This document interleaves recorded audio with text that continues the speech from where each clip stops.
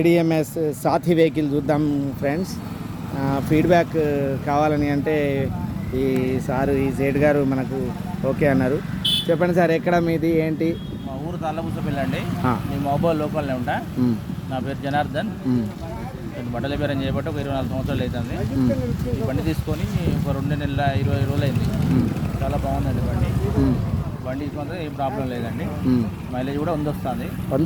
వస్తుందండి. ఓకే, పక్క వస్తుంది. ఓకే, ప్రాబ్లం అయితే ఉండదు. ఇంతకుముందు ఏ బండి వాడిండ్రు? టీవీఎస్ వాడినండి. టీవీఎస్ ఎక్సెల్ 100 ఆడినా.